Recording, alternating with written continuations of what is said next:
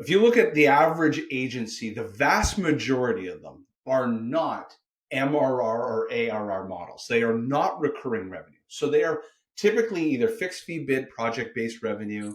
There could be some consumption-based revenue. There is a form of reoccurring revenue, meaning your customer is likely to come back. My first agency, Sales for Life, 50% of year one projects renewed into a year two and a year three.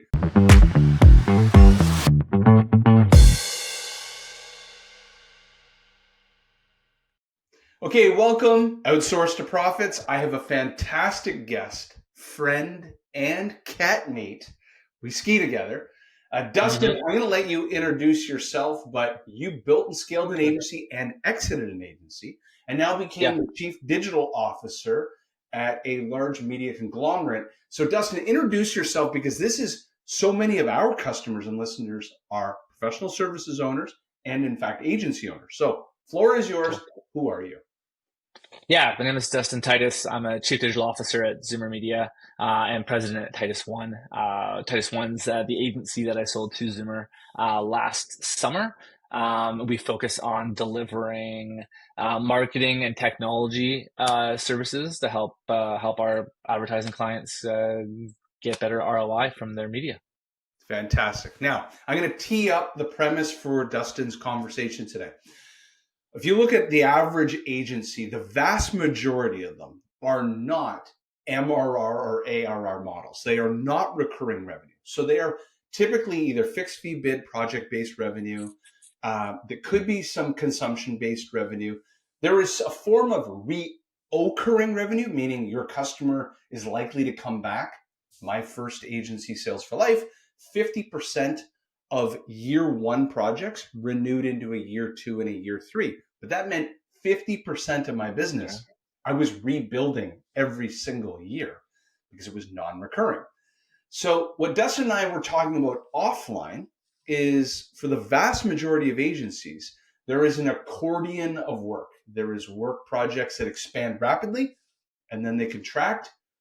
And what you don't want is a bench of operating expenses that are drowning your business. So Dustin, maybe cue up your experience leveraging offshoring to be able to play that accordion to make sure that your EBITDA stays where it needs to be at the end of the year. Yeah, awesome. Happy to do that. I think first and foremost, we chose a really key performance metric that we called our salary cap. And the salary cap fundamentally drove every sort of hiring decision that we made inside of our business. And so what we did is we took a really simple equation, kind of what you just led into. We took half of our monthly recurring revenue. We added half of our estimated or forecasted project revenue for the month, and then we dialed in about 25% of our forecasted revenue. And what we did was we came up with a number that included both our full-time labor and our outsourced or like freelance and contract labor as well. So looking at our cost of goods sold and then our administrative labor base, and then we added that all up together to come up to a number that needed to be below our salary cap. We kind of ran it a little bit like a baseball team or a hockey team, in that we only had a certain amount of cash that we could spend every month on our labor. That would drive us to about an 18 to 24% EBITDA marker, which to me was a healthy service-based business. We really drove home the idea of operating below a certain threshold for full-time employees. And we kept it as lean and mean as possible. So even if we scaled up to almost 5 million in gross revenue annually, we only operated on five core employees. That allowed us to really kind of choose and set how we worked with the people we were working with. So those are our freelancers, our contractors, our outsourced people. And what we did is we gave our peeps the opportunity to work with us however they wanted to. If they wanted to be an employee, cool. If they wanted to be a freelancer, awesome. If they wanted to be a contractor, that's cool too. If they wanted to be a gig person, we just assign gigs every once in a while. That was great too. And our goal really was to make sure that we had the leverage that we needed to scale up and scale down depending on our monthly project load. We spent a lot of time on resource management, both immediate, like within this current month, and then forecasting that resource talent pool that we had available to us into the next 3 to 4 months. And so as we're kind of moving through our client workload and our new contracts and so on, we're kind of sort of scaling up and down using our talent pool to support that. And we were able to achieve, right from the very beginning, that 18 to 24% EBITDA target because we were able to scale as needed, and we're able to drive some great successful business that way. So two questions on this. So Yeah. those that are listening, in disparate differences in their maturity life cycle, you've got kind of launch, grow, scale, exit. At what point in your maturity curve did you recognize that you needed to play Moneyball baseball, essentially, and start modeling gross margins per customer, per product, and then really started honing in on that salary cap line that you created? That's question number one. And then question number two, Totally. you and I were talking offline that time tracking became the mechanism to which you extracted this data to put it into model. So maybe bleed one into two and how it all worked. Yeah, that's a good question. We couldn't be in a profit position unless we spent a significant amount of time understanding and managing the resources that we needed by project or by retainer. And so what I learned early days, and I shouldn't say early days, this was probably not early days. This is probably like midway through the business. Couple million. Yeah. No, for sure. A couple million. You sort of started to understand that the hybrid work environment was an interesting one. And we were virtual from the very beginning, which is a really important point here. And what we noticed in the virtual work environment, that we had to actually put into play a system that allowed us to mimic what a physical environment would look like. And so we chose a bit of like an agile-like approach to how we managed our team. We do daily stand-ups at 10:15 a.m. every morning. We've got daily operational stand-up every day. So those two are dailies. And then throughout the work week, we also have project level or account level stand-ups, usually one per week. And then we have team stand-ups, usually one or two per week, depending on how busy that team is. And we run those stand-ups as well. We time track religiously so that we can take our time and push it back against the project, and then understand what the P&L looks like from a project perspective, and then what the P&L looks like from an account perspective. And that really, like, focusing that granular in the weeds gave us the ability to know and feel comfortable up top that we're going to hit our EBITDA. And so time tracking became the thing that was like kept us on the straight and narrow of understanding how well our resources are being managed, and then how much time we have to take on new projects. And so what we really looked at was, like, we were an agency that had 3,000, 4,000 hours of project and retainer stuff to fill every month, and then, hey, cool, our contractor talent outsource base had 5,000 hours. Well, that meant I had maybe a certain level, 20% availability in my contractor base to take on new work, and I knew I was fine because I knew I had that availability.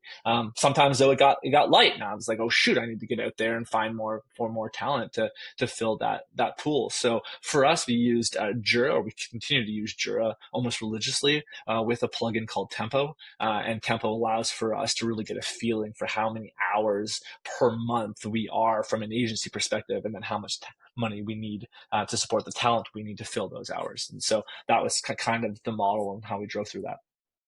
Fantastic. Now, if you were advising a fellow founder, entrepreneur, agency owner, where were you acquiring your talent pool from, your offshore talent pool?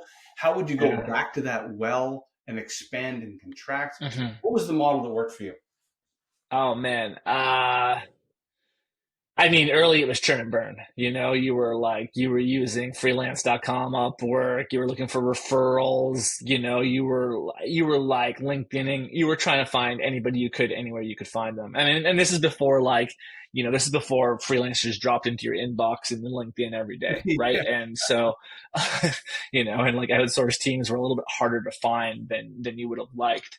But we've been in every country from India, Pakistan, Ukraine, Russia, China, and so on and so forth. And so, I would arguably say that a lot of our offshore team or offshore workers that we do hire or rehire now come from either Upwork or from referrals. And we're getting a lot more referrals today than we ever were through the outsourced talent pool. And so we have a really strict, and because we've been burned a few times, a very strict hiring process for offshore labor.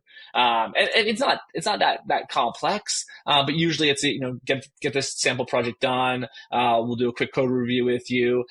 Every single meeting we do with you needs to be on camera. Super important, because we need to know who you are, where you are, and what you're doing.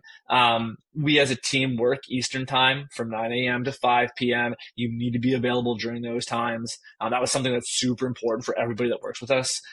We want you on Eastern time. We've got some outsourcers that take off around 2 p.m. because they're in Eastern Ukraine or wherever they are. Called the mid But shift. There's like a hybriding between the 2 hours. yeah, but for the most part, there's a good overlap and so on. So yeah, for us, it was sort of like find them anywhere you can find them, and after a while, it really kind of turned more into a referral base than anything else. Fantastic. So, where are you taking the business now, and how do people get a hold of you if they want to learn more about your entrepreneurial journey, Yeah. Humor Media now? Let everybody know a little bit where they can contact you. Yeah, so we were doing a lot of work with Zoomer Media. We've been doing a lot of work with publishers in general, and the business grew organically as an extension of the interests of my personal interests. So we were doing a lot of like confectionery, chocolate, alcohol, beverage, cannabis. A lot in the sort of like the CPG space. At the same time, marine and recreation was really big for us. We continue to do a ton in Ontario specifically, and publishing as well. And the publishing thing came in a little bit later in our journey, but still at an important time. And what we noticed is that as we were representing a lot of CPG brands, what we wanted to do from a technology perspective with the direct or publisher direct media we were buying, we couldn't do because publishers just weren't ready for what we wanted to be able to do. So we started really working and focusing on publishing products as an advertiser and helping them take on some of the things that we wanted to do, mainly around audience and higher impact like ad units. And so we really worked directly with our pubs. And so eventually we just started working with pubs all the time. And so we've got a number of different publishers that we work with, not just Zoomer Media, but also across Ontario and then into the US as well. So we have a really cool sort of overlap between being a consumer packaged good company or an advertising and marketing agency to support CPG and a publishing company to help support publishers who want to work closer with advertisers and vice versa.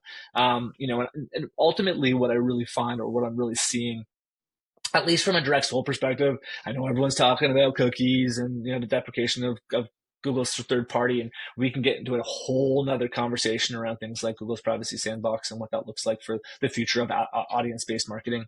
But what I'm really interested in at the moment is how I think post 2024, we're going to continue to build and grow audiences to support advertisers as publishers and come up with new and innovative products that are going to keep our readers and our users engaged with what we're doing, but integrate further our advertising-based clients so that they are getting value from it, and so are our audiences too. That's fantastic, man. Thank you so much for coming on the podcast, and excited for your future. Thanks, Jamie. Looking forward to it, buddy. Awesome.